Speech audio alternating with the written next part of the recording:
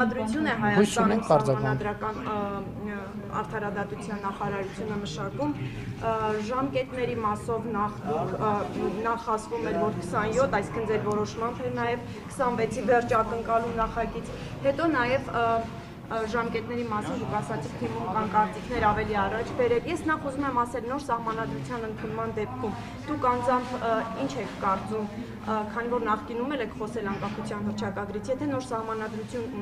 ունենանք, անկախության հռչակագրում հղումը նախաբանին կպահպանվի կամ պետք է պահպանվի ըստ ձեզ թե ոչ։ Գիտեք, ես 2000, եթե թիվը խառնեմ, խնդրում եմ կներեք, դուք կստուգեք 2022 կամ 23 կամ նույնիսկ 24 թվականի անկախության հռչակագրի օրվա իմ ուղերձում ես ասել եմ, որ իմ կարծիքն այն է, որ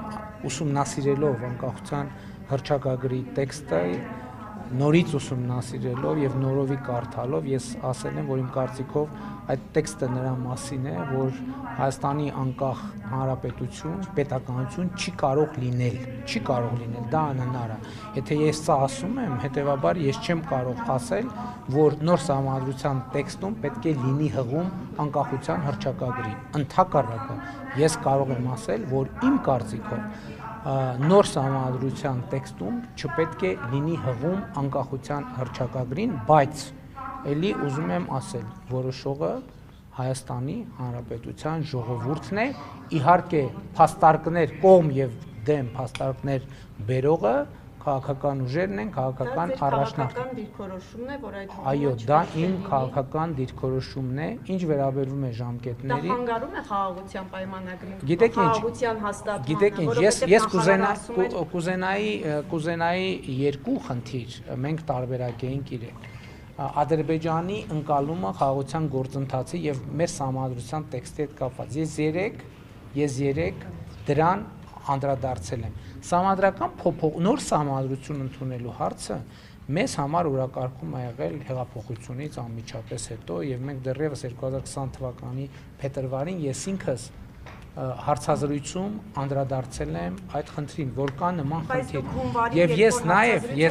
տալիս ասում եք, որ այն կոնֆլիկտածին է, դրա համար եմ հարցնում ձեզ նաև, դուք համարում եք, որ խաղաղության հաստատմանը դրա պահպանումը կխանգարի, դրա համար եք Ես համարում եմ, որ այդ հարցերը պետք է իրարից տարբերել։ Ոչ, ես իրական Հայաստանի գաղափարախոսությունը, որ ես հիմա ներկայացնում եմ, տարբեր մարզերում, տարբեր հանդիպումներին, ես այդ հարցին հատուկ անդրադարձ եմ անում եւ հատուկ ընդգծում եմ, թե ինչն է պատճառը, որ ես կարծում եմ, որ Հայաստանի Հանրապետությունում նոր սահմանադրություն պետք է ընդունվի։ Եվ կարճ ասեմ հիմա, հետագայում ես համոզված եմ առիթ կլինի այդ բանախոսությունը, որը ներկայացնում եմ, բոլորը տեսագրվում են, այսինքն ամեն ինչ պահպանված է, ամեն նախադասությունը կարելի է հետո վերստուգել։ Հիմնական խնդիրը, որ ես տեսնում եմ, հետևյալն է, որ Հայաստանի Հանրապետության իրավակարգի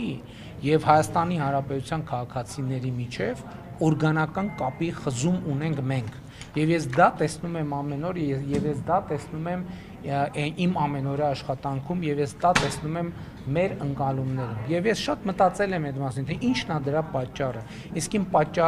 Իսկ իմ կարծիքով պատճառն այն է,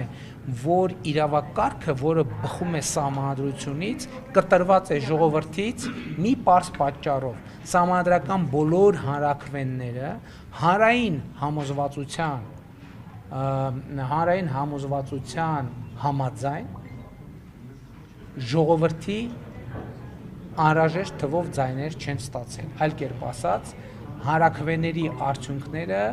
մանիպուլացվել են կամ կեղծվել են։ Ես ինքս էլ որպես լրագրող լուսաբանել եմ բոլոր այդ հանրաքվեները եւ դուք կարող եք ժամանակի մամուլն էլ ուսումնասիրել։ Ձեր հարցը այլ բան չէր։ Ձեր հարցը ներողություն։ Ձեր հարցը այլ բան չէր։ Ձեր հարցին իմ պատասխանը սա է, պարզապես։ Շնորհակալություն։ Իսկ փոխվելու սահմանադրությունը դուք ասացիք